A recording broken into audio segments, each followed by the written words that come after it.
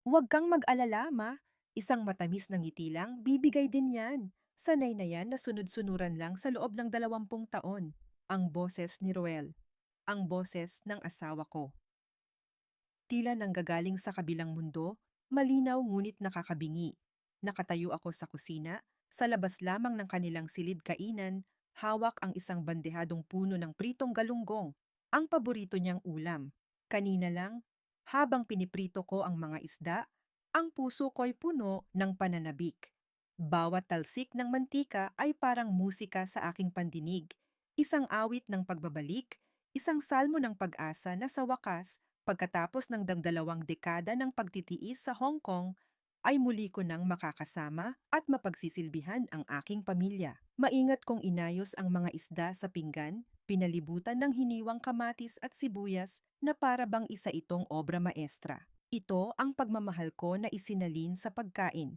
Ngunit ang mga salitang iyon, ang mga salita niya, basta ma, ang importante ay makuha natin ang pirma niya sa lalong madaling panahon. Pagpapatuloy ni Roel, ang boses ay may halong pagkainip. Kapag nailipat na sa pangalan ko ang titulo ng lupa, wala nang problema. Si Tine na ang bahala sa lahat. Malapit na rin siyang manganak. Si Tin. Ang pangalang iyon ay parang isang matulis na bubog na tumusok sa aking tainga. At ang salitang, manganak, naramdaman ko ang paglamig ng aking mga palad. Ang bandehado ay tila bumigat ng 1,000 beses. Ang aking mga daliri ay dahan-dahang nawalan ng lakas at ang pinggan ay nagsimulang dumulas. Ngunit bago pa man ito bumagsak, isang boses pa ang narinig ko, ang boses ng aking biyenan, si Doña Remedios. Siguraduhin mo lang, Roel. Wika niya, ang boses ay kasing lamig ng yelo. Dahil sawang-sawa na akong makita ang pagmumukha ng babaeng yan. Isa lang siyang walking ATM. Ngayong wala na siyang maibibigay, dapat na siyang mawala. Walking ATM. Isang makinang naglalakad na nagbibigay ng pera. Iyon lang ako para sa kanila. Ang bandehado ay tuluyang bumagsak mula sa aking mga kamay. Ngunit walang tunog, walang pagbasag ng pinggan, walang kalampag. O marahil ay mayroon, ngunit ang aking isipan ay nabalot ng isang nakabibinging katahimikan.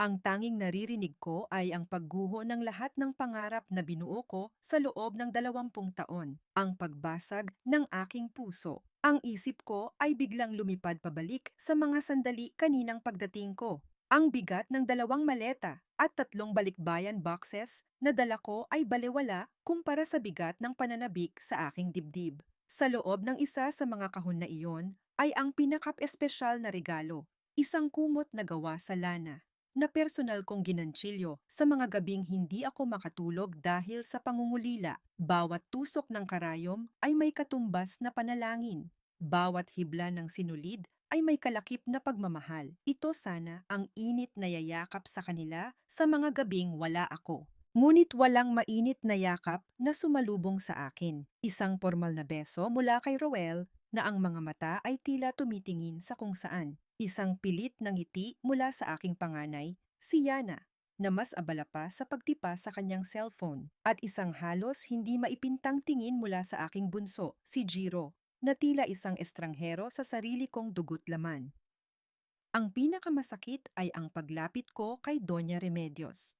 Inilahad ko ang aking kamay upang magmano, isang tanda ng paggalang na kinalakihan ko. Ngunit bigla niyang iniwas ang kanyang kamay, itinaas ito na parang nandidiri. Naku, amihan, ang kamay ko, naghiwa ako ng sibuyas, sabi niya, ngunit ang kanyang mga mata ay nagsasabi ng ibang kwento. Iyon ang unang sampal. Isang sampal na walang tunog, ngunit nag-iwan ng marka sa aking kaluluwa. Ang kumot na pinagpuyatan ko, itinabi lang ni Roel sa isang sulok na parang isa lamang ordinaryong basahan.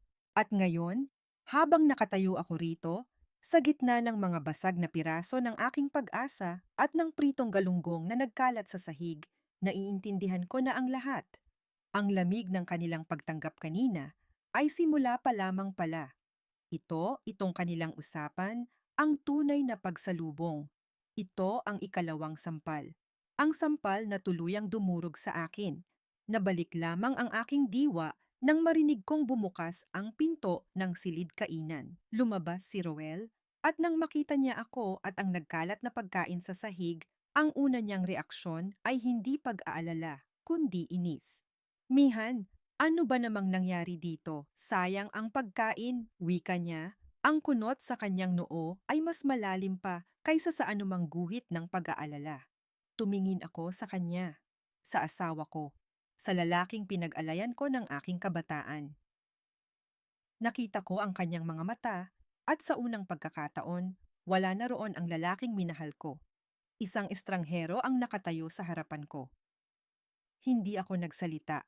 Dahan-dahan akong yumuko at sinimulang pulutin ang bawat piraso ng isda sa sahig. Ang aking mga kamay ay hindi nanginginig. Ang aking mukha ay walang emosyon. Sa ilalim ng nagbabagang galit at pait, isang bagay ang nabuo, isang nagyayelong katahimikan. Isang lamig na mas matindi pa sa pinakamalupit na taglamig sa Hong Kong. Habang pinupulot ko ang mga piraso ng aking durog na handog, isang tanong ang umaling-aungaw sa aking isipan. Isang tanong na walang sagot. Isang tanong na puno ng lason at pait. Sa bawat butil ng pawis na pumatak para sa kanila. Bakit ang sukli ay lason? Kinagabihan, pagkatapos ng isang hapunan na puno ng pekeng ngiti at mga paksang umiiwas sa katotohanan, pumasok ako sa luma kong silid. Umupo ako sa gilid ng kama at tiningnan ang aking refleksyon sa maalikabok na salamin ng aparador. Ang babae sa salamin ay pagod. Ang kanyang mga mata ay nawalan ng kislap. Ngunit sa likod ng pagod na iyon, may isang bagong apoy na nagsisimulang mag-alab. Hindi ito apoy ng pag-ibig o ng pag-asa. Ito ay isang apoy na isinilang mula sa abo ng kataksilan. Hindi na ako iiyak. Tapos na ang panahon ng pagluha. Kung ang tingin nila sa akin ay isang laro, kung ang buhay ko ay isang pustahan, kung ang pagmamahal ko ay isang kahinaan na gagamitin nila laban sa akin, isang malamig at determinadong bulong ang kumawala sa aking bibig, isang pangako sa babaeng nakita kong unti-unting namamatay sa salamin. Sige, maglalaro tayo pong.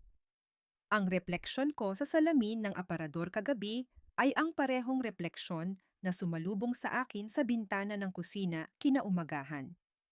Ngunit may nagbago. Ang babaeng nakatingin pabalik sa akin ay hindi na ang babaeng durog at talunan. May isang manipis, halos hindi makitang tabing na humaharang sa kanyang mga mata. Isang maskara na hinabi mula sa abo ng lahat ng aking nasunog na pangarap. Hindi ako natulog buong gabi. Bawat sulok ng katahimikan sa bahay ay isang paalala ng kanilang mga bulong, ng kanilang kataksilan. Ngunit sa pagsikat ng araw, isang desisyon ang nabuo sa aking isipan. Hindi ako aalis. Hindi ako iiyak sa harapan nila. Mananatili ako at lalaruin ko ang kanilang laro gamit ang sarili kong mga patakaran. Naghanda ako ng almusal. Ang amoy ng sinangag at bawang na nagpipirito sa kawali ay pumuno sa hangin, isang pamilyar na samyo ng umaga na taliwas sa lason na kumakalat sa aming tahanan. Inihain ko ang pagkain sa mesa, isang ngiti ang maingat na ipininta sa aking mga labi. Kain na kayo, sabi ko sa malumanay na boses, na para bang ang gabi ay lumipas nang walang anumang bangungot. Si Roel ang unang umupo. Isang peking ngiti rin ang nasa kanyang muka. Wow, Mihan, ang aga mo namang nagising. You shouldn't have. Gusto ko kayong pagsilbihan. Matagal ko itong hinintay. Sagot ko, at sa isang saglit, ang sakit ay muling kumirot sa aking dibdib. Dahil ang mga salitang iyon ay totoo. Hinintay ko talaga ito. Pinagmasdan ko sila habang kumakain. Si Doña Remedios na patagong umiirap sa tuwing hindi ako nakatingin. Si Yana na hindi maalis ang tingin sa kanyang cellphone, ang kanyang mga daliri ay abala sa pagtipa. Si Jiro na tahimik lamang at nakayuko sa kanyang pinggan. At si Roel na sumusulyap sa kanyang ina, ang kanilang mga mata ay nag-uusap sa isang lengguaheng hindi ko na kailanman maiintindihan. Para akong nanonood ng isang dula-dulaan at ako ang tanging manonood na nakakaalam ng madilim na sikreto sa likod ng entablado. Pagkatapos kumain, naghugas ako ng mga pinggan. Habang pinagmamasdan ko ang bula at tubig sa lababo, nakita ko kung paano pilit na humihiwalay ang mantika sa tubig. Kahit anong halo ang gawin ko, hindi sila nagsasama. Ganoon kami sa bahay na ito. Magkakasama, ngunit hindi kailanman magiging isa. Hindi ko na napigilan. Kailangan kong makahinga. Nagdahilan akong pupunta sa banyo. Pagpasok ko, agad kong isinara ang pinto. Isang marahang kalansing mula sa seradura ang tanging umaling-aungaw sa maliit na espasyo. Pagharap ko sa salamin, ang maskara ko ay bumagsak. Ang babaeng nakita ko ay muling nagpakita ng kanyang tunay na anyo, sugatan, wasak at puno ng sakit. Itinakip ko ang aking bibig gamit ang dalawang kamay upang pigilan ang isang hikbi na gustong kumawala. Ang aking mga balikat ay nagsimulang manginig. Ang mga luha na buong gabi kong pinigilan ay tuluyan ng bumuhos, walang tigil sa pag-agos sa aking pisngi. Ang bawat patak ay isang tanong, bakit, paano? Ngunit sa gitna ng pagtangis, ang apoy na isinilang kagabi ay muling nag-alab. Pinunasan ko ang aking mga luha gamit ang likod ng aking palad. Binuksan ko ang gripo at hinilamusan ang aking mukha ng malamig na tubig. Sa bawat dampi ng tubig, sinasabi ko sa aking sarili, hindi ka nag-iisa. Lalaban ka. Paglabas ko, muli kong isinuot ang aking maskara. Kailangan kong gumawa ng unang hakbang. Palihim akong lumabas sa likod bahay, sa lugar kung saan nakasampay ang mga damit at kinuha ang aking cellphone. Isang numero lang ang nasa isip ko. Nang sagutin ang tawag, isang pamilyar na boses ang narinig ko. Mihan, napatawag ka. Kumusta ang pag-uwi mo? Ate Ligaya, bulong ko, sinisigurong walang ibang makakarinig. Kailangan ko ng tulong mo. Ano yon? May problema ba? Agad na nagbago ang tono ng kanyang boses, puno ng pag-aalala. Ate, please, alamin mo ang lahat tungkol sa mga utang ni Roel. Lahat-lahat, bawat piso. Huwag kang magtatanong kung bakit. Basta, gawin mo para sa akin. Sige, Mihan, ako ang bahala, mabilis niyang sagot. Ang tiwala sa kanyang boses ay sapat na para bigyan ako ng kaunting lakas. Pagbalik ko sa loob ng bahay, nakasalubong ko si Ruel. Isang ngiti ang sumilay sa kanyang labi. Isang ngiti na ngayon ay alam kong puno ng lason. Mihan, I was looking for you. Pwede ba tayong mag-usap sandali, wika niya? About the business na sinasabi ko sa'yo. May mga papeles lang sana akong kailangan mong pirmahan. Huminga ako ng malalim, pinatatag ang aking sarili. Tiningnan ko siya sa mata. Roel, pagod pa ako sa biyaha. Pwede bang bukas na lang natin pag-usapan yan? Gusto ko munang magpahinga. Isang bahid ng pagkainip ang dumaan sa kanyang mga mata, ngunit mabilis niya itong pinalitan ng isang pag-unawa kunwari. Oo naman, of course. Magpahinga ka muna. Habang tumatalikod siya, isang bagay ang nahulog mula sa kanyang wallet. Isang maliit na resibo. Bago pa niya ito mapansin, mabilis ko itong tinapakan at itinago sa ilalim ng aking tsinelas. Nang makaalis siya, dahan-dahan ko itong pinulot. Resibo mula sa isang kilalang flower shop. May petsa, kahapon. Ang araw ng pagdating ko, itinago ko ang resibo sa aking bulsa. Isang maliit na piraso ng ebidensya. Isang maliit na panalo sa unang araw ng aking pakikipaglaban. Pumasok ako sa aking silid at umupo sa kama. Ang puso ko ay tila nakikipagkarera, isang halo ng takot at determinasyon. Sa mga sandaling iyon, naramdaman ko ang pag-vibrate ng aking cellphone sa aking kamay. Isang mensahe mula kay Ate Ligaya. Ang bilis, naisip ko. Binuksan ko ang mensahe. Ang mga salitang nabasa ko ay tila isang malaking bato na ibinagsak sa aking dibdib. Tinanggal ang lahat ng hangin sa aking mga baga. Mihan, mas malaki ang problema kaysa sa inaakala mo. Hindi lang simpleng utang. May isinanla siyang titulo ng lupa at nakapangalan sa'yo. Ang aking kamay na may hawak sa telepono ay nagsimulang manginig. Ang mga pader ng silid ay tila unti-unting lumalapit sa akin. Lupa. Ang tanging lupa na nakapangalan sa akin ay ang nag-iisang pamana ng aking mga yumaong magulang sa probinsya. Ang lupang ipinangako ko sa aking sarili na hinding-hindi ko ibebenta. Bigla, ang resibo ng bulaklak sa aking bulsa ay naging walang halaga. Isang mas malaki, mas matalim na punyal ang ibinaon sa aking likuran. Ang mga salita mula sa text ni Ate Ligaya ay paulit-ulit na umalingaw sa aking isipan. Mas malakas pa sa tibok ng sarili kong puso. May isinanla siyang titulo ng lupa at nakapangalan sa'yo, ang lupang iyon. Ang nag-iisang hibla na nag-uugnay sa akin sa aking mga magulang. Ang huling piraso ng aking pagkatao bago ako naging asawa, bago ako naging ina, bago ako naging OFW.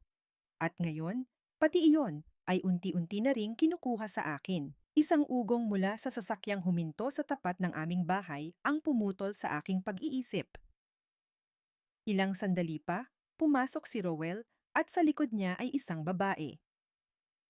Ang hangin sa loob ng bahay ay tila biglang bumigat.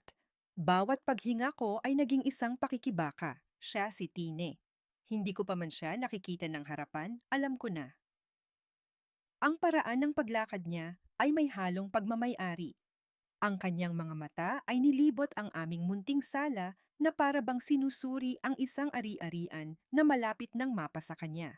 Nakasuot siya ng isang mamahaling bestida na hapit sa kanyang katawan, lalong ipinapakita ang umbok sa kanyang tiyan. Ang umbok na iyon, ang kasinungalingan na kanilang ginagamit para wasakin ako. Mihan, may bisita ako. Si Celestine, pero tininala, business partner ko. Sabi ni Roel, ang kanyang boses ay pilit na pinapasigla. Nagtagpo ang aming mga mata. Sa mga mata ni Tine, wala akong nakitang hiya o pagkakasala. Ang nakita ko ay paghamon, panunuya. Isang malamig na apoy na nagsasabing, "Ako ang nanalo, ikaw ang talunan." Hindi ako umiwas ng tingin. Ipinakita ko sa kanya ang isang katahimikan na hindi niya inaasahan. Sa digmaan ng mga mata na iyon, isang malinaw na mensahe ang ipinadala ko. Hindi pa tapos ang laban. Biglang sumulpot si Doña Remedios mula sa kusina, dala ang isang nangiting abutenga. "Hiha, mabutit na karating ka," bati niya kay Tine, sabay hawak sa braso nito na para bang matagal na silang magkakilala. Inalalayan niya itong maupo sa aming pinakapaboritong silya, ang silyang laging inuupuan ni Lolo noong nabubuhay pa. "Mihan, ano pang tinitingin-tingin mo dyan? Ipagtimpla mo kami ng juice." Isang utos, hindi isang pakiusap. Tumalikod ako at nagtungo sa kusina. Bawat hakbang ay tila may pabigat na nakakabit sa aking mga paa. Naramdaman ko ang kanilang mga mata na nakatutok sa aking likuran, mga matang mapanghusga. Habang nagtitimpla ako ng juice, ang mga kamay ko ay bahagyang nanginginig. Inihanda ko ang 3 baso sa isang tray. Pagbalik ko sa sala, isang tanawin ang halos dumurog sa natitira ko pang pagkatao. Sa sahig sa tabi ng silyang inuupuan ni Tine ay ang kumot na ginansilyo ko.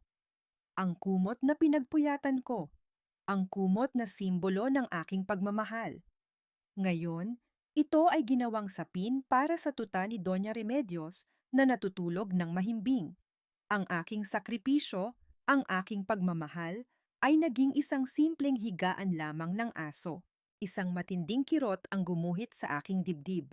Huminga ako ng malalim, pinigilan ang mga luha na nagbabantang bumagsak. Nilapag ko ang tray sa mesa. Kumuha ako ng isang baso at iniabot kay Tine. Sinadya kong hindi lagyan ng asukal ang kanyang juice. Uminom siya. Nakita ko ang bahagyang pagkunot ng kanyang noo at ang pagsimangot ng kanyang mga labi. Ngunit hindi siya nagsalita. Sa gitna ng aking pighati, isang munting ngiti ang sumilay sa aking puso, isang lihim na tagumpay na ako lang ang nakakaalam. Nag-usap sila tungkol sa mga bagay na hindi ko maintindihan, mga numero, mga plano, mga pangako ng isang magandang kinabukasan. Ako ay nanatiling nakatayo sa isang sulok, isang anino sa sarili kong pamamahay, isang multo na hindi nila nakikita. Maya-maya pa, Tumunog ang telepono ni Tine. Nagbago ang ekspresyon ng kanyang mukha habang nakikinig sa kabilang linya. Isang bahid ng pagkabahala ang gumuhit sa kanyang maamong mukha. Mabilis siyang nagpaalam, ang kanyang pagmamadali ay hindi maitago. Nang maihatid na ni Roel si Tine sa labas, naiwan kami ni Doña Remedios. Humarap siya sa akin. Ang kanyang mga mata ay puno ng pagkasuklam. Huwag kang umarte na parang kawawa ka, amihan. Wala kang karapatan. Bago ako makasagot, pumasok na muli si Roel. Ang kanyang mukha ay seryoso. Lumapit siya sa akin. Ang kanyang boses ay mahina ngunit puno ng panganib. Mihan, simula niya. Para sa kapakanan ng lahat, para sa mga bata, para sa kapayapaan ng pamamahay na ito, pumirma ka na. Huwag mo nang pahirapan ang sarili mo. Ang mga salitang iyon ay parang isang pader na humarang sa lahat ng aking daraanan. Pumirma ka na. Isuko mo na ang lahat. Tanggapin mo na ang iyong pagkatalo. Tumingin ako sa kanyang mga mata at ang tanging nakita ko ay isang malalim at madilim na hukay. Nais niya o akong itulak doon. Nais niya mao akong ibaon ng buhay. Ang mga salita ni Roel, pumirma ka na, ay parang rehas na bakal na unti-unting isinasara sa aking paligid. Ang bahay na pinangarap kong uwian ay naging isang marangyang kulungan. Ang bawat sulok ay may anino ng kanilang kataksilan. Ang bawat pagngiti nila ay isang patalim na nakatutok sa aking likuran. Alam ko, sa sandaling iyon, na hindi ko kayang labanan ito ng mag-isa. Ang pagpapanggap at katahimikan ay hindi sapat.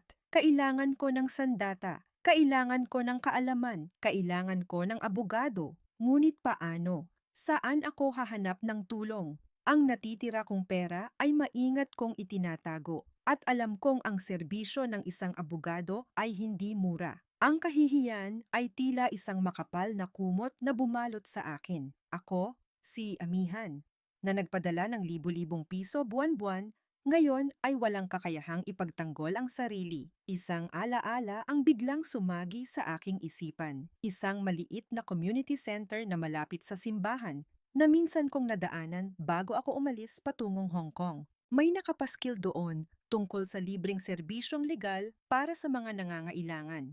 Yun na ang aking huling pag-asa. Kinabukasan, maaga akong gumising. Nagpaalam akong mamamalengke lang, isang dahilan na madali nilang tinanggap. Habang naglalakbay ako, sakay ng isang maingay na jeep, bawat yugyog ng sasakyan ay tila isang kaba sa aking dibdib. Ang init ng araw na tumatama sa aking balat ay hindi kasing init ng hiya na aking nararamdaman. Ang bawat taong nakakasalubong ko ay tila nakatingin sa akin. Hinuhusgahan ang aking kabiguan. Nakarating ako sa community center. Ito ay isang maliit at luma ng gusali, ngunit malinis. Ang amoy ng mga lumang papel at sahig na pinunasan ng floor wax ang sumalubong sa akin. Sa loob, isang binatang lalaki na nakasuot ng plansadong puting polo at salamin ang abala sa pag-aayos ng mga papeles sa kanyang mesa. Magandang umaga po. Paano po ako makakatulong? Tanong niya. Ang kanyang boses ay magalang at mahinahon. Ako si Amihan Sandehas. Nauutal kong sagot. Nandito ako para sa libreng tulong legal. Tumango siya at itinuro ang silya sa harapan ng kanyang mesa. Maupo po kayo, Ma'am Amihan. Ako po si Attorney Silas Alonzo. Ano po ang maipaglilingkod ko sa inyo? Habang nakaupo ako roon, sa isang upuang malamig at matigas, dahan-dahan kong isinalaysay ang lahat. Sa bawat salitang lumalabas sa aking bibig, ang bigat sa aking dibdib ay tila nababawasan. Mula sa malamig na pagsalubong, sa usapang narinig ko sa likod ng pinto, sa pagdating ni Tine, hanggang sa pananangla sa titulo ng lupa ng aking mga magulang. Sa unang pagkakataon, ang lahat ng sakit ay nabigyan ng boses. Si Attorney Alonzo ay tahimik lamang na nakikinig. Walang paghuhusga sa kanyang mga mata, tanging malalim na pakikiramay. Nang matapos ako, nanatili siyang tahimik ng ilang sandali. Tila may malalim na iniisip. Ma'am Amihan Sandehas. Pag-uulit niya sa aking pangalan, na para bang may isang bagay itong pinipilit na alalahanin. May itatanong lang po ako, kung okay lang sa inyo. Bago po kayo umuwi, Pamilyar po ba kayo sa isang foundation sa Hong Kong? Ang Pag-asa sa Kinabukasan Scholarship Foundation? Tumango ako, nagtataka sa kanyang tanong. Oo, bawat taon, maliit na halaga lang naman, pero nagbibigay ako ng donasyon doon para makatulong sa mga batang gustong makapagtapos ng pag-aaral. Isang kakaibang ngiti ang sumilay sa labi ni Attorney Alonzo. Isang ngiting may halong gulat, pasasalamat, at tila hindi makapaniwala. Dahan-dahan niyang inalis ang kanyang salamin at ipinatong sa mesa. Ma'am Mihan, wika niya, ang kanyang boses ay bahagyang nanginginig. 5 taon na pong ang nakalipas. May isang binatang estudyante ng abogasya na muntik nang huminto sa pag-aaral dahil wala ng pantustos ang kanyang ina na isang labandera. Ngunit isang araw, nakatanggap siya ng isang liham. Isa po siyang scholar ng Pag-asa sa Kinabukasan Foundation. Dahil sa tulong na iyon, nakapagtapos siya, nakapasa sa bar exam, at ngayon ay nakaupo sa harapan ninyo. Ang hangin ay tila tumigil sa pag-ikot. Ang mga salita niya ay dahan-dahang lumubog sa aking isipan. Ang maliit na tulong na ibinigay ko noon, na halos nakalimutan ko na, ay nagbunga ng isang abogado na handang tumulong sa akin ngayon. Ang kabutihan ay nagbalik. Ang Diyos ay hindi natutulog. Ang mga luha na kanina ko pa pinipigilan ay tuluyan ng bumagsak. Ngunit hindi na ito luha ng pighati. Ito ay luha ng pasasalamat. Hindi po ito nagkataon lang, mamihan. Pagpapatuloy ni Silas, ang kanyang boses ay puno ng sinseridad. Ito po ay tadhana. Ang utang na loob ko sa inyo ay hindi mababayaran ng kahit anong halaga. Hayaan niyo po akong tulungan kayo.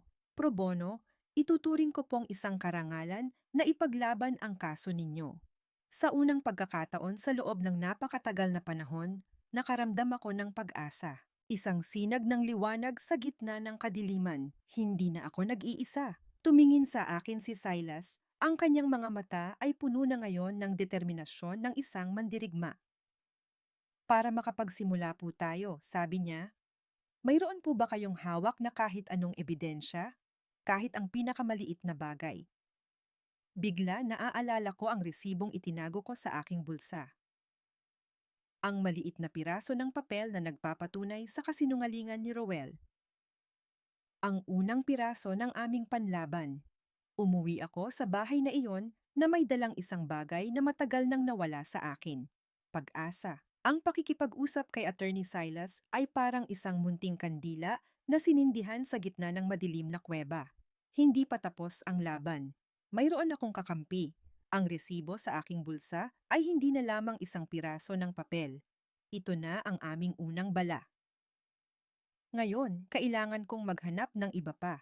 Nagtungo ako sa aking silid, isinara ang pinto at umupo sa gilid ng kama. Kailangan kong malaman kung gaano nakalaki ang pinsala.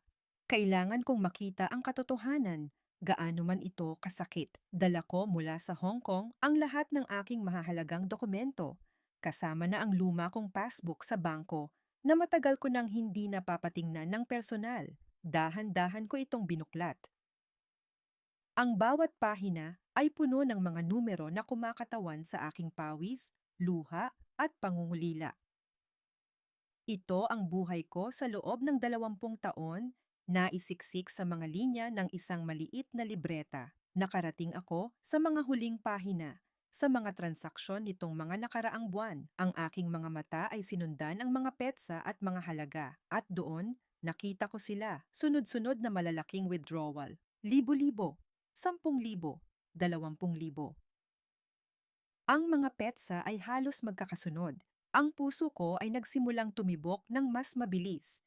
Tiningnan ko ang lokasyon ng ATM kung saan kinuha ang pera. Isang branch na malapit sa universidad, kung saan nag-aaral si Yana. Ang passbook ay tila naging isang blok ng yelo sa aking mga kamay.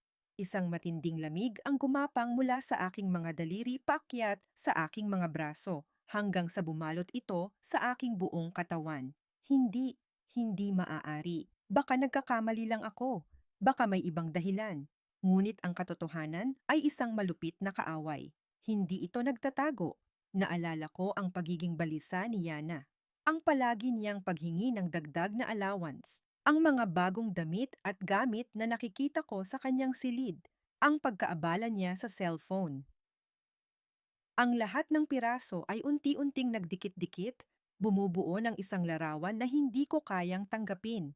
Ang sarili kong anak, ang panganay ko, ang prinsesa ko. Hindi ko namalayan, ang aking paningin ay nagsimulang lumabo, hindi dahil sa luha, kundi dahil sa bigat ng katotohanang gumuguho sa aking harapan. Ang anak na pinaghirapan kong bigyan ng magandang kinabukasan. Ang siyang tumutulong sa pagbaon sa akin sa hukay. Isinara ko ang passbook. Kailangan kong makausap si Jiro, ang bunso ko. Kailangan kong marinig mula sa kahit isa sa kanila na hindi ito totoo, na mahal pa rin nila ako. Nakita ko si Jiro sa sala, abala sa paglalaro sa kanyang cellphone, ang kanyang mga tainga ay natatakpan ng malalaking headphones. Ang mundo niya ay sarado sa akin. Dahan-dahan akong lumapit at umupo sa tabi niya. Hindi niya ako pinansin. Inalis ko ang aking kamay at marahang hinaplos ang kanyang buhok, tulad ng ginagawa ko noong maliit pa siya. Nagulat siya at bahagyang umiwas. Inalis niya ang kanyang headphones. Ma, bakit po? Tanong niya. Ang kanyang boses ay walang emosyon. Anak, kamusta ang pag-aaral mo? Tanong ko. Ang aking boses ay nanginginig. Nagkibit-balikat lang siya. Okay lang. May kailangan ka ba? Sabihin mo lang sa akin. Kahit ano. Tumingin siya sa akin isang tingin na hindi ko pa nakikita dati. Isang tingin na may halong inis at pagtataka. Bakit ngayon niyo lang po tinatanong? Dati, pera lang naman ang pinapadala niyo. Si Lola at si Papa naman ang laging nandyan para sa amin. Ang bawat salita niya ay isang matulis na kutsilyo. Pera lang.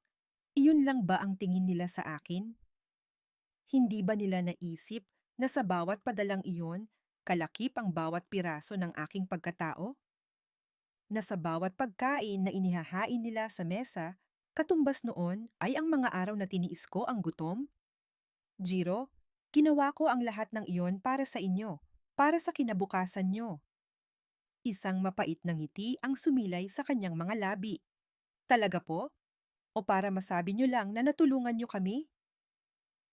Tumayo siya, isinuot muli ang kanyang headphones at naglakad palayo, pabalik sa kanyang sariling mundo. Iniwan niya akong mag-isa sa sala, napapaligiran ng isang katahimikan na mas masakit pa sa anumang sigaw. Ang pagtataksil ng asawa ay isang sugat na malalim. Ngunit ang pagtataksil ng sariling mga anak ay isang kamandag na dahan-dahang pumapatay sa iyong kaluluwa. Ang kandila ng pag-asa na sinindihan ni Silas kanina ay biglang hinipan ng isang malakas na hangin. Ang liwanag ay nawala at muli naiwan akong mag-isa sa dilim. Napatingin ako sa isang lumang litrato na nakasabit sa pader. Isang masayang pamilya. Ako, si Roel at ang dalawang bata pa na sina Yana at Giro. Ang kanilang mga ngiti ay totoo pa. Ang kanilang mga yakap ay mainit pa. Isang tanong ang sumugat sa aking isipan. Isang tanong na walang kasagutan. Ang lahat ba ng sakripisyo ko ay para lang sa wala? Ang sakit na dulot ng aking mga anak ay isang lason na dahan-dahang kumakalat sa aking sistema. Ngunit sa halip na patumbahin ako, ito ay nagbigay sa akin ng isang kakaibang uri ng kalinawan. Wala na akong puwang para sa pag-aalinlangan. Ang pamilyang pinangarap ko ay isa na lamang ilusyon. Ang mga taong kaharap ko sa hapagkainan araw-araw ay hindi na ang aking pamilya. Sila ang aking mga kaaway. Kinabukasan, isang hindi inaasahang sigla ang bumalot sa bahay. Si Doña Remedios ay abala sa pag-aayos ng sala habang si Roel ay may kausap sa telepono, tumatawa at nagbibiro. Mihan! Tawag sa akin ni Doña Remedios mula sa sala. Magluto ka ng masarap na adobo at pansit. Darating si Tine mamayang gabi, kasama ang kanyang mga magulang. Isang maliit na salo-salo para i-celebrate ang magandang balita tungkol sa aking magiging apo. Ang bawat salita niya ay parang asin na ipinapahid sa aking mga sariwang sugat. Ang aking magiging apo. Isang kasinungalingan na kanilang ipinagdiriwang. Tumangulang ako. Walang sinabi. Ang aking katahimikan ang naging kalasag ko. Nagtungo ako sa kusina. Bawat hiwa ko sa bawang at sibuyas ay may kasamang bigat. Bawat paggisa ko sa karne ay isang pagpipigil sa galit na nag-aalab sa aking dibdib. Ang amoy ng adobo na kumakalat sa buong bahay. Isang amoy na dati nagpapaalala sa akin ng tahanan. Ngayon ay amoy ng kataksilan. Dumating sila. Si Tine, suot ang isang nagliliwanag ng ngiti. Ang kanyang mga magulang, mga taong mukhang kagalang-galang, ngunit ang kanilang mga mata ay may kislap ng pagkaganid. Sila ang mga ahas na inimbitahan sa aking pamamahay. Ang kanilang mga halakhak ay umalingaw-ngaw sa sala. Si Roel, na parang isang mapagmahal na asawa, kay Tine, si Doña Remedios, na hindi magkamayaw sa pag-aasikaso sa kanyang mga balae. Si Yana, na nakaupo sa tabi ni Tine, tumatawa sa kanyang mga biro na para bang sila ay matalik na magkaibigan. Si Hiro lamang ang tahimik sa isang sulok, ang kanyang mga mata ay nakatutok sa sahig, tila nahihiya sa palabas na nagaganap. Ako ang kanilang naging anino ang tagapagsilbi. Mihan, pakikuha mo pa ako ng kanin. Mihan, ang baso ko wala ng laman. Mihan, yelo pa. Ang pangalan ko ay paulit-ulit na binabanggit, hindi bilang isang ina o asawa, kundi bilang isang utusan. Bawat utos ay tinugon ko ng isang tango at isang blangkong mukha. Ngunit sa loob-loob ko, bawat utos ay isang piraso ng bakal na idinaragdag ko sa pader na itinatayo ko sa paligid ng aking puso. Tita, ang sarap po ng luto ninyo, sabi ni Tine kay Doña Remedios habang sinasadya akong tingnan. Nako, Hija, hindi ako ang nagluto niyan, sagot ng aking biyenan, sabay turo sa akin gamit ang kanyang nguso. Siya, medyo matabang nga lang, parang lasang Hong Kong. Ang kanilang tawanan ay muling pumuno sa silid. Nang matapos silang kumain, ako ang nagligpit ng mesa. Habang naglalakad ako pabalik sa kusina, dala ang isang tray na puno ng maruruming pinggan, sinadya ni Tine na iunat ang kanyang paa. Natapilok ako. Ang mga pinggan, baso at natirang pagkain ay bumagsak at kumalat sa sahig. Isang malagkit na sarsa ang dumikit sa aking damit. Isang kolektibong paghinga ng pagkagulat ang narinig ko. Ngunit walang sino man ang tumayo para tulungan ako.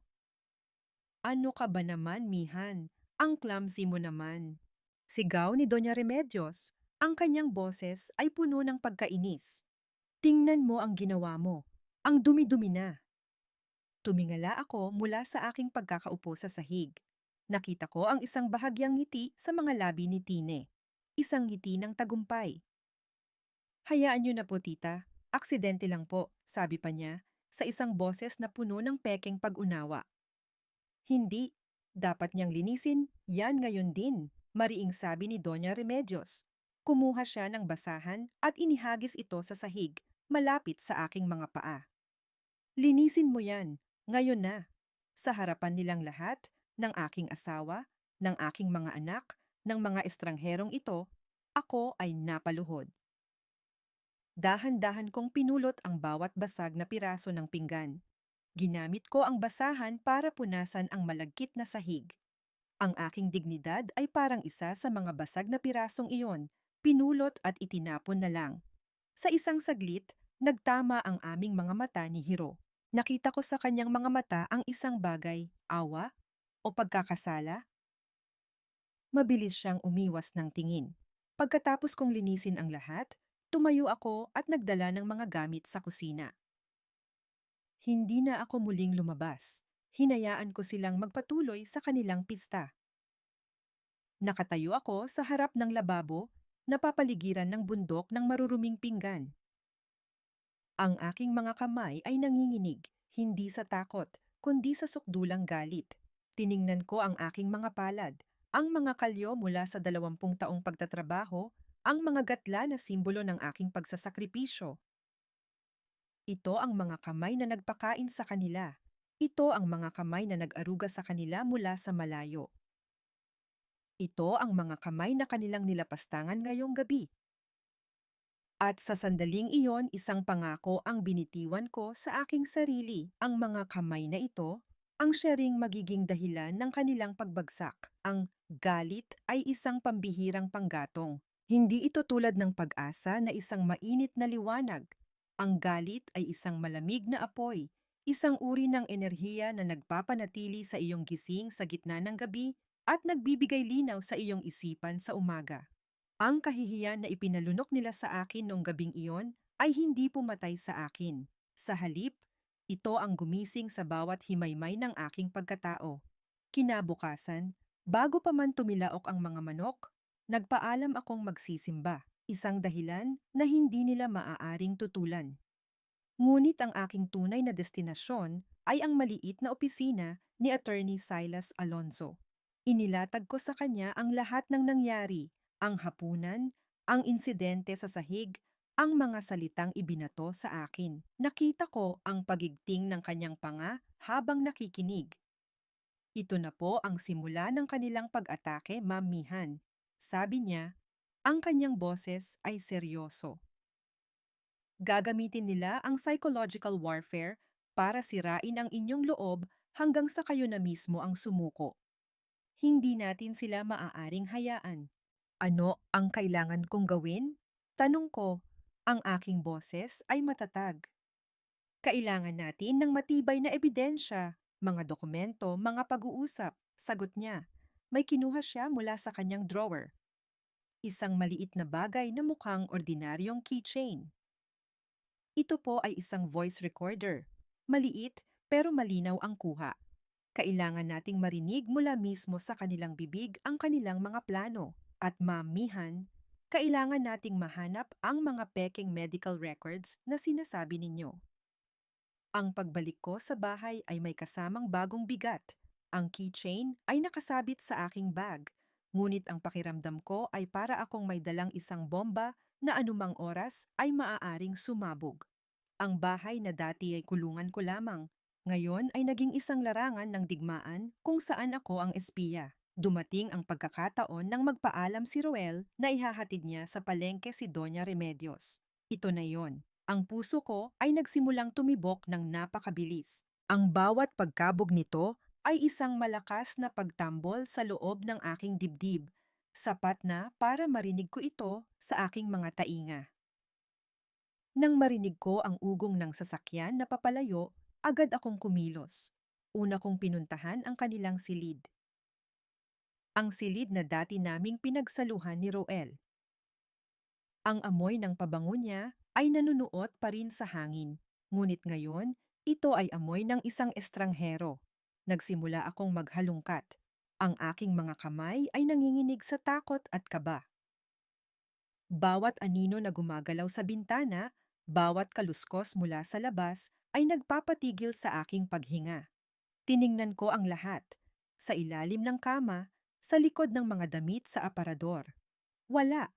Hanggang sa napansin ko ang isang lumang baul na kahoy sa paanan ng kanilang kama. Ang baul ng mga alaala ni Doña Remedios. Dahan-dahan ko itong binuksan. Sa ibabaw ay mga lumang litrato at damit. Ngunit nang kapain ko ang ilalim, may naramdaman akong isang malaking brown envelope. Nang buksan ko ito, naroon sila. Mga papel na may letterhead ng isang klinika.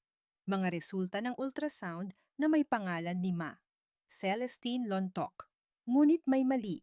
Ang petsa sa resulta ng ultrasound ay mas nauna pa kaysa sa petsa kung kailan daw siya unang nagpatingin. Ang pirma ng doktor ay tila pilit. Ito na iyon, ang katibayan ng kanilang kasinungalingan. Mabilis kong kinuha ang aking cellphone at kinuhanan ng litrato ang bawat pahina. Sinisigurong malinaw ang bawat detalye. Pagkatapos ay maingat kong ibinalik ang lahat sa dati. Ngayon, ang pag-uusap na lang ang kulang. Kinagabihan habang naghahapunan, sinimulan ko ang aking plano. Kinuha ko ang keychain recorder at maingat na inilagay sa ibabaw ng isang maliit na cabinet sa sala, malapit sa kanilang paboritong upuan kung saan sila laging nag-uusap pagkatapos kumain. Ang kamera nito ay nakatutok sa kanila. Huminga ako ng malalim at lumapit kay Roel. Roel, Sabi ko sa isang boses na pilit kong ginagawang mahinahon. Napag-isipan ko na. Tungkol sa mga papeles na pinapipirmahan mo, siguro ay tama ka. Para na rin sa kapayapaan nating lahat. Nakita ko ang pagliwanag ng kanyang mukha, isang ngiting tagumpay. Talaga, Mihan? Mabuti naman at natauhan ka.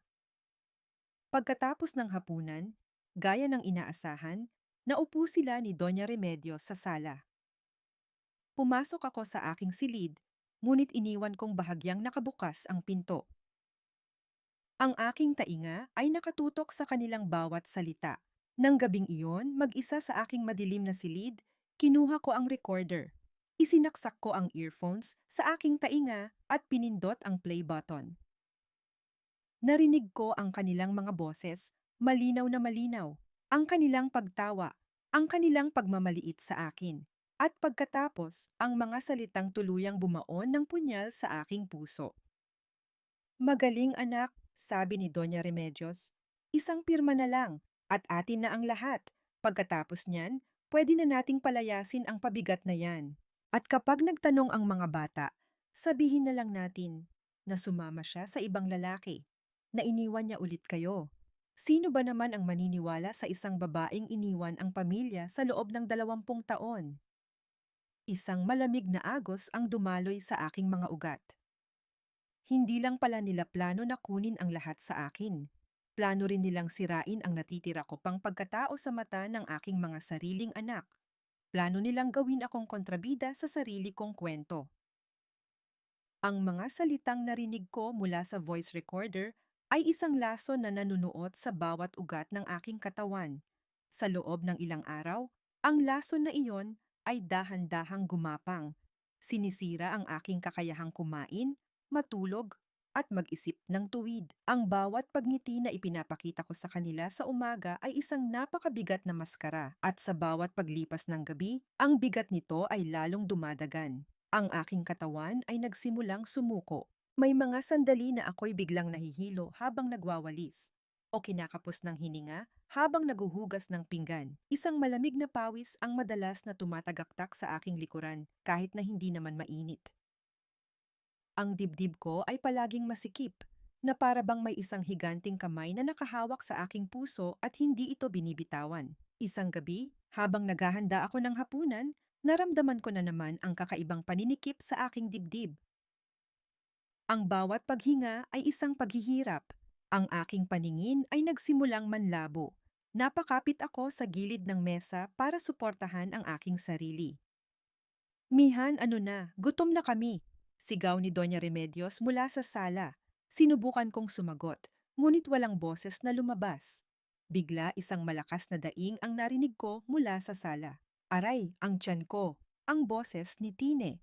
Agad na nagkaroon ng kaguluhan. Narinig ko ang nag-aapurang mga yapak. Tine, anong nangyayari sa'yo? Ang boses ni Roel, puno ng pag-aalala. Masakit! Masakit ang tiyan ko. Dalhin niyo ako sa ospital. Pag-iiyak ni Tine. Pinilit kong iangat ang aking ulo. Sa gitna ng aking nanlalabong paningin, natanaw ko si Roel na buhat-buhat si Tine, habang si Doña Remedios ay nagmamadaling kunin ang kanilang mga bag. Dumaan sila sa kusina, ngunit tila isa akong hanging hindi nila nakikita. Ang lahat ng kanilang atensyon ay nasa babaeng nagkukunwaring nasasaktan. Roel, sinubukan kong tawagin ang kanyang pangalan. Ang aking boses ay isang mahinang bulong lamang. Tulungan mo ko. Napalingon siya sa akin. Nakita niya ang aking kalagayan, ang aking pamumutla, ang pawis sa aking noo, ang paraan ng pagkapit ko sa mesa. Ngunit ang nakita ko sa kanyang mga mata ay hindi pag-aalala. Nakita ko ay pagkainis. Nag-iinarte ka lang, malamig niyang sabi. Huwag ngayon, Mihan. May mas importanteng problema. Ang mga salitang iyon, may mas importanteng problema. Ang buhay ko ay hindi na mahalaga. Tumalikod sila at nagmamadaling lumabas ng bahay. Narinig ko ang pagbukas ng pinto ng sasakyan, ang pag-andar ng makina. Sinubukan kong humakbang, sinubukang habulin sila. Ngunit ang aking mga binti ay parang naging haligi ng tingga. Hindi ko na kaya. Ang aking kamay ay dumulas sa pagkakahawak sa mesa. Ang aking mga tuhod ay bumigay. Ang huling nakita ko bago ako lamunin ng kadiliman ay ang pinto ng aming bahay na dahan-dahang isinasara ni Doña Remedios.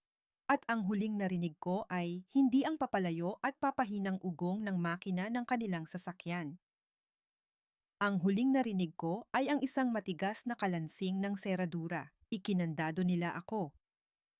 Iniwan nila akong mag-isang bumagsak sa dilim. Hindi ko alam kung gaano ako katagal nawalan ng malay. Ang una kong naramdaman ay ang isang magaspang na kamay na marahang tumatapik sa aking pisngi. Ang una kong naamoy ay ang pabango ng aking kapitbahay, si Aling Perla. Ang una kong nakita ay ang kanyang mukha puno ng pag-aalala. Mihan, Diyos ko, anong nangyari sa'yo? Wala akong lakas para sumagot. Ang aking katawan ay parang isang basahan. Ang mga sumunod na pangyayari ay malabo na sa aking isipan. Ang pagdating ng isang tricycle, ang tulong ng ibang mga kapitbahay, ang maalog na biyahe papunta sa pinakamalapit na pampublikong ospital. Nakahiga ako sa isang malamig na stretcher sa pasilyo ng emergency room. Ang amoy ng antiseptic at sakit ay nanunuot sa hangin. Ang mga ilaw na fluorescent sa itaas ay napakaliwanag, ngunit ang pakiramdam ko ay nasa pinakamadilim pa rin akong lugar. Ang mga boses ng mga doktor at nurse sa paligid ay parang mga ugong na walang kahulugan. Isang nurse ang lumapit sa akin, may hawak na clipboard. Sino po ang kasama ng pasyente? Tanong niya sa isang boses na pagod at walang emosyon, itinatanong sa hangin sa kung sino mang nakakarinig. Walang sumagot. Ang tanging kasama ko sa gabing iyon ng aking pagguho ay ang nakabibinging katahimikan. Ang unang liwanag na tumama sa aking mga mata ay hindi ang sikat ng araw, kundi ang malupit at walang emosyong ilaw ng fluorescent lamp sa itaas ko. Ang bawat sulok ng aking katawan ay nananakit. Ang aking lalamunan ay tuyo.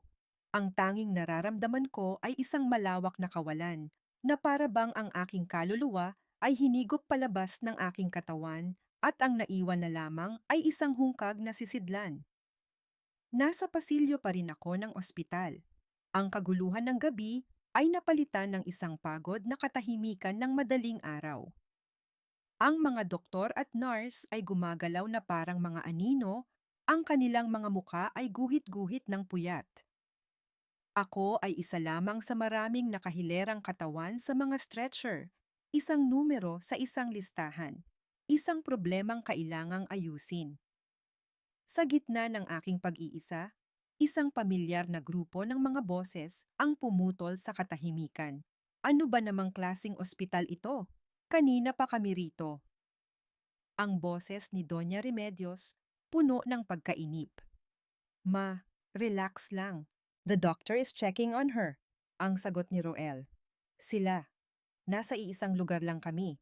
Ang layo nila sa akin ay ilang metro lamang, ngunit ang agwat sa pagitan ng aming mga mundo ay parang isang karagatan. Nakahiga ako ritong mag-isa, dinala ng awa ng mga kapitbahay, habang sila ay naroon, nag-aalala para sa isang kasinungalingan. Isang batang nurse ang lumapit sa akin. May hawak na isang baso ng tubig.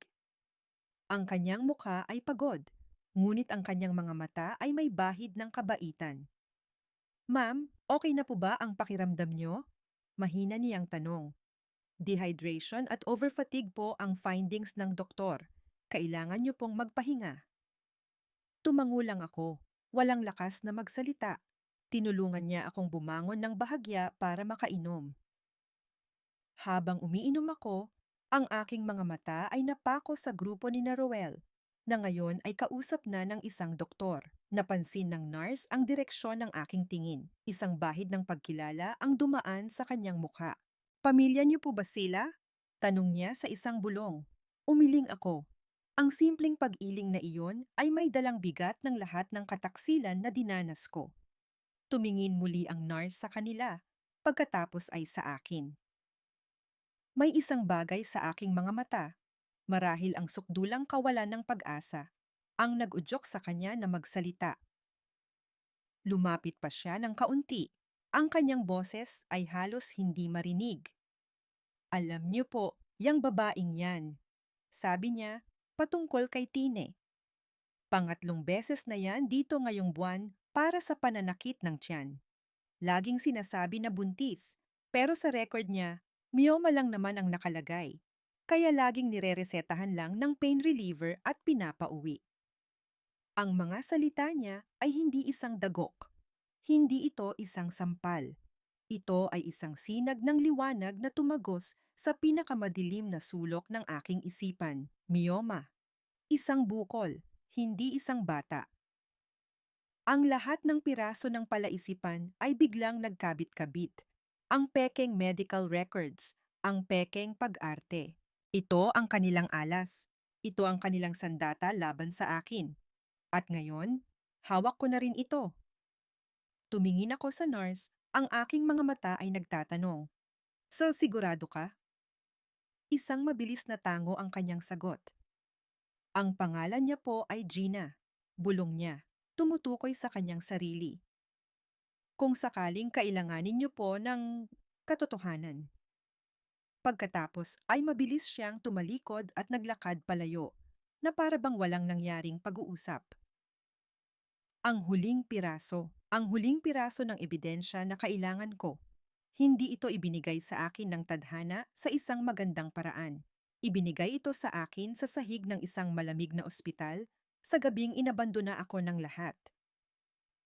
Ibinigay ito sa akin bilang kapalit ng aking durog na puso. Sa sandaling iyon, isang bagay ang nagbago sa loob ko. Ang matinding sakit ay naroon pa rin. Ang bigat ng kataksilan ay nakadagan pa rin. Ngunit ang kawalan ng pag-asa ay nawala. Napalitan ito ng isang bagay na mas matibay, mas malamig at mas mapanganib. Napalitan ito ng katiyakan. Ang katahimikan sa aking paligid ay hindi na katahimikan ng pagkatalo. Ito na ngayon ang katahimikan bago ang isang bagyo. Dahan-dahan, sa kabila ng pananakit ng aking buong katawan, pinilit kong bumangon mula sa pagkakahiga. Hindi na ako maghihintay na may tumulong sa akin. Hindi na ako aasa sa awa ng iba. Ako na mismo ang tatayo. At sisimulan ko na ang paggiba sa kanilang mundo. Ang pagtayo mula sa stretcher na iyon ay ang pinakamabigat at pinakamahalagang hakbang na ginawa ko sa aking buhay. Bawat hibla ng aking kalamnan ay sumisigaw sa sakit, ngunit ang aking isipan ay hindi kailanman naging ganito kalinaw. Ang ospital ay isang pabrika ng pagdurusa at hindi ako magiging isa sa mga produkto nito. Dahan-dahan akong naglakad palabas, nakahawak sa mga pader para sa suporta. Ang malamig na hangin ng madaling araw ang sumalubong sa akin, isang hangin ng kalayaan. Nagbayad ako sa cashier gamit ang kaunting perang dala ko, ang perang itinago ko mula sa kanilang mga mapanuring mata. Hindi ko na hinintay ang aking discharge papers. Isa na akong takas, isang takas mula sa kanilang awa, sa kanilang pagwawalang bahala. Nang makalabas ako sa tarangkahan ng ospital, kinuha ko ang aking cellphone. Ang unang tawag ay para kay Attorney Silas. Ma'am, Mihan, anong nangyari? Pinuntahan ko po kayo sa bahay niyo pero walang tao.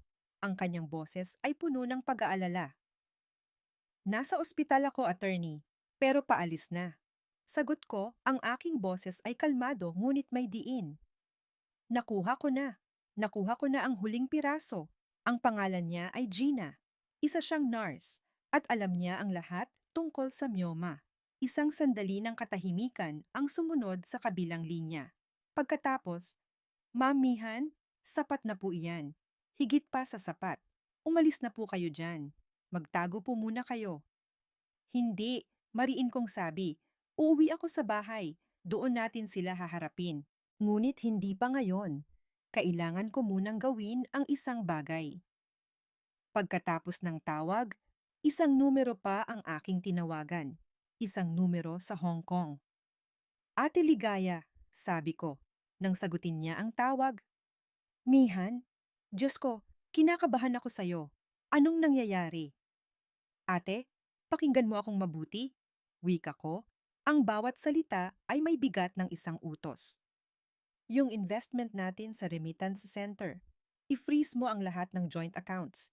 Lahat ng assets na may koneksyon sa pangalan ni Roel Vidanes. Now na. Huwag kang mag-alala sa akin. Gawin mo lang. Pero Mihan, gawin mo na lang ate. Please, ito na ang simula. Ibinaba ko ang tawag. Ang dalawang pinakamahalagang hakbang ay nagawa ko na. Ang sandata, ang katotohanan ay hawak na ni Silas. Ang kapangyarihan, ang pera ay ligtas na sa aking mga kamay. Ngayon, ang kailangan na lang ay ang larangan ng digmaan. Muli kong tinawagan si Silas. Attorney, gusto kong magpatawag ng isang pagpupulong, hindi sa korte, sa barangay hall. Gusto kong naroon ang lahat. Si Roel, si Doña Remedios, si Tine, at gusto kong naroon din ang bangko. Isang barangay conciliation, paglilinaw niya, matalinong hakbang maamihan. Doon, lahat ay nakatala. Lahat ay may testigo. Iset niyo po sa lalong madaling panahon, sabi ko. Nakarating ako sa bahay bago pa man sila makauwi. Ang pinto ay nakakandado pa rin, tulad ng iniwan nila. Ginamit ko ang aking sariling susi para makapasok. Ang katahimikan sa loob ay nakakabingi. Umupo ako sa silya sa kusina, sa parehong lugar kung saan ako unang nakarinig ng kanilang kataksilan. Ngunit hindi na ako ang parehong babae. Tiningnan ko ang aking mga kamay na nakapatong sa mesa. Ang mga kamay na ito, ang mga kamay na hinusgahan, sinabihang magaspang na parang papel de liha.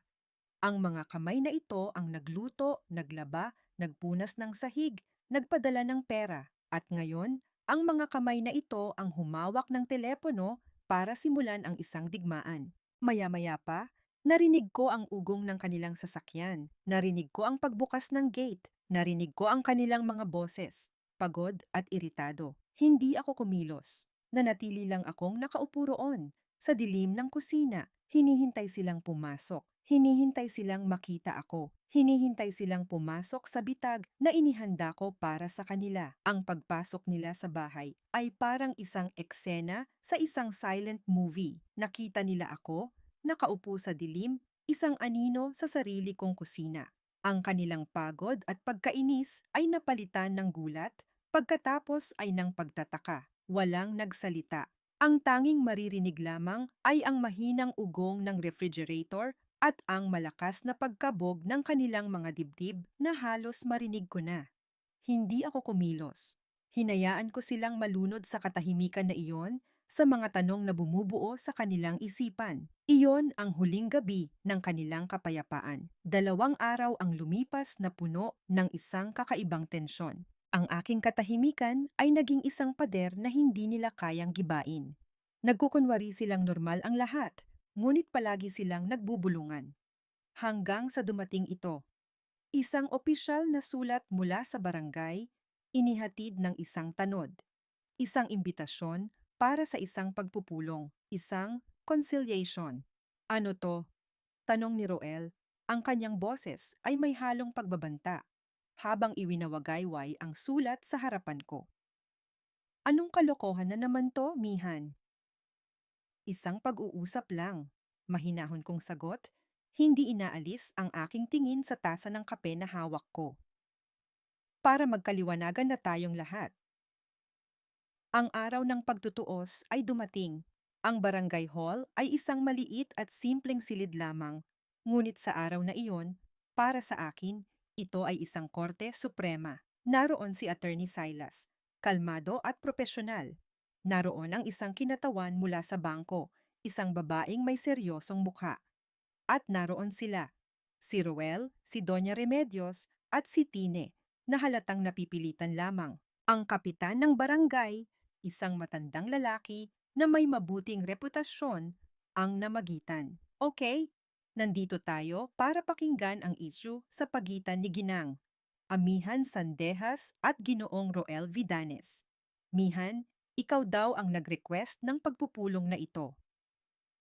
Bago pa ako makapagsalita, sumingit na si Roel. Kap, a simple family misunderstanding lang po ito. Hindi na dapat umabot pa rito. Ngumiti lang ako, isang malamig na ngiti. Hindi ito simpleng hindi pagkakaunawaan, Roel. Ito ay tungkol sa katotohanan. Tumingin ako kay Attorney Silas. Tumango siya. Iyon ang hudyat. Kapitan, simula ni Silas, inilalatag ang isang folder sa mesa. Unang-una, pag-usapan natin ang pananalapi. Ayon sa aming kliyente, ang lahat ng perang ipinundar niya sa loob ng 20 taon ay winaldas ng kanyang asawa nang walang pahintulot. That's a lie. Para naman yun sa pamilya namin, sigaw ni Roel. Talaga? Tanong ni Silas. Inilabas niya ang mga kopya ng bank statement. Dahil ayon dito, malaking porsyento ng pera ay napunta sa mga luho at sa isang account na nakapangalan kay Ma Celestine Lontok. Namutla si Tine. At higit pa riyan, pagpapatuloy ni Silas, ang akala ni Ginoong Vidanes ay sahod lang ng isang domestic helper ang natatanggap ni Ma'am Mihan. Ang hindi niya alam, si Ma'am Mihan ay hindi isang simpleng OFW. Isa siyang major shareholder sa remittance company na kanyang pinagtatrabahuhan. At kaninang umaga lang, sa utos niya, lahat ng joint accounts nila ay na-freeze na. Ang pagbagsak ng katotohanang iyon ay hindi gumawa ng ingay. Ngunit ang katahimikan na sumunod dito ay mas nakabibingi pa. Nakita ko ang gulat at di paniniwala sa mukha ni Roel. Ang kinatawan ng bangko ay tumango lamang, isang kumpirmasyon. Ikalawa, sabi ni Silas, hindi sila binibigyan ng pagkakataong makabawi. Inilabas niya ang kopya ng titulo ng lupa. Itong titulo ng lupa na minana ni Ma'am Mihan sa kanyang mga magulang ay isinanla gamit ang isang pekeng pirma. Hindi totoo yan, sigaw ni Doña Remedios. Ang kanyang mukha ay namumula sa galit. Mayroon po tayong handwriting expert na handang tumestigo, kalmadong sagot ni Silas. Ngunit hindi pa ako tapos. May isa pang patalim na kailangan kong ibaon. Sumenyas ako kay Silas. Inilabas niya ang isang maliit na speaker. At panghuli, sabi ko, sa unang pagkakataon ay nagsalita ng may diin.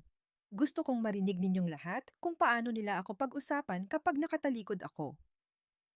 Pinindot ni Silas ang play button.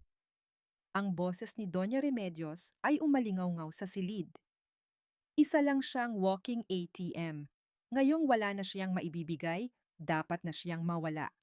Sumunod ang boses ni Roel. Isang pirma na lang at atin na ang lahat. Pagkatapos niyan, pwede na nating palayasin ang pabigat na yan. Ang mukha ni Doña Remedios ay tila nawalan ng kulay. Ang kahihiyan sa kanyang mga mata ay hindi maipinta. Si Roel ay napayuko na lamang, hindi makatingin kanino man. Tumingin ako kay Tine, ang huling alas. At ikaw, Tine, sabi ko, ang aking boses ay malamig na parang yelo. Ang iyong pinakamalaking sandata ay ang pinakamalaki mo ring kasinungalingan. Anong ibig mong sabihin, ah? Nanginginig niyang tanong. Attorney, sabi ko kay Silas. Inilabas ni Silas ang isang medical certificate. Ayon sa isang nurse na nagngangalang Gina mula sa public hospital at ayon na rin sa mga records, ang dinadala mo ay hindi isang bata. Ito ay myoma. Iyon na, ang huling pako sa kanilang kabaong. Napatayo si Tine, ang kanyang mukha ay puno ng takot at pagkabigla. Si Roel ay napatingin sa kanya, ang kanyang mga mata ay nanlalaki sa di paniniwala, ang buong pundasyon ng kanilang kataksilan ay gumuho sa isang iglap. Tumayo ako. Tiningnan ko silang lahat. Ang aking talunang asawa, ang aking biyenan na puno ng kahihiyan, at ang babaeng impostor. Wala na akong nararamdamang galit. Wala na akong nararamdamang sakit. Tanging isang malawak na kaluwagan. Hindi ako nandito para maghiganti, sabi ko. Ang aking boses ay matatag at malinaw. Nandito ako para kunin ang kung ano ang sa akin. Ang pera, ang lupa, at ang aking kapayapaan. Tumalikod ako at nagsimulang maglakad palabas ng silid. Iniwan ko sila roon sa gitna ng mga basag na piraso ng kanilang mga kasinungalingan. Sa paghakbang ko palabas ng barangay hall, ang sikat ng araw ay sumalubong sa akin. Isang bagong simula. Lumipas ang isang taon.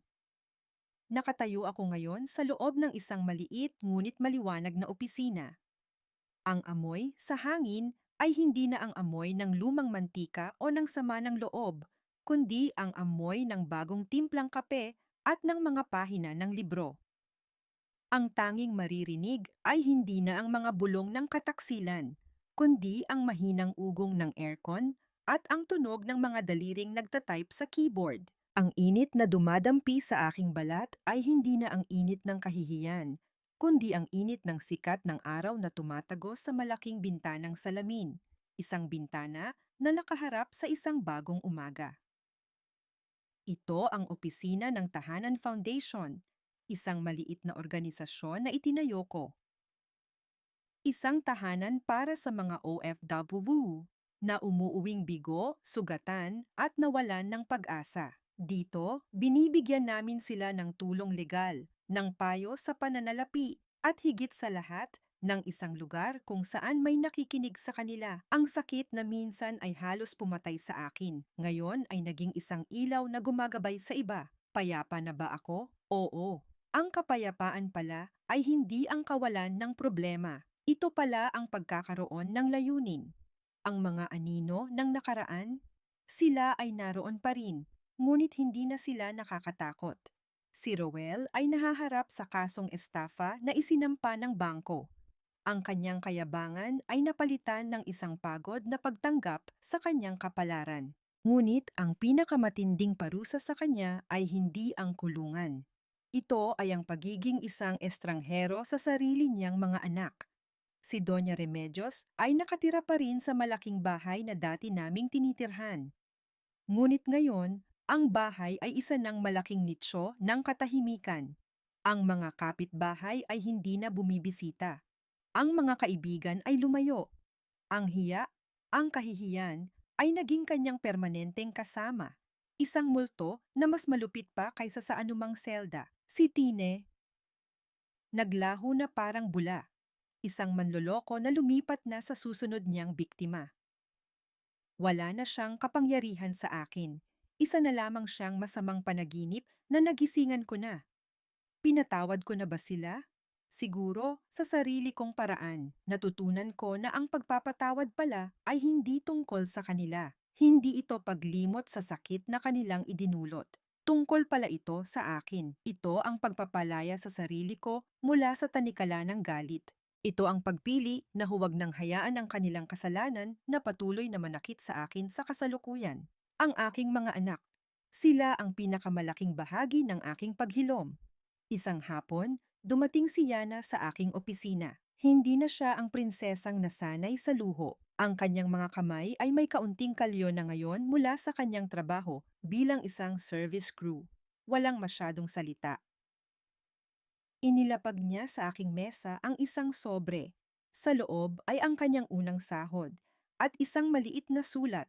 Ma, unang bayad ko po sa utang ko sa inyo. Sa sandaling iyon ang nakita ko ay hindi ang perang nawala, kundi ang anak na natuto at muling nagbabalik. Niyakap ko siya at sa unang pagkakataon, naramdaman ko ang totoong pagsisisi sa kanyang mga bisig. Si Jiro naman, isang gabi ay pumasok sa aking maliit na apartment na tinutuluyan. Tahimik lang siyang lumapit. May dalang isang bulaklak na pinitas niya mula sa hardin sa labas. At doon, sa gitna ng sala, kinuha niya ang aking kamay at dinala ito sa kanyang noo. Isang pagmamano, isang kilos na mas makahulugan pa kaysa sa 1,000 salita ng paghingi ng tawad. Ito ang pagmamano na ipinagkait sa akin noong una akong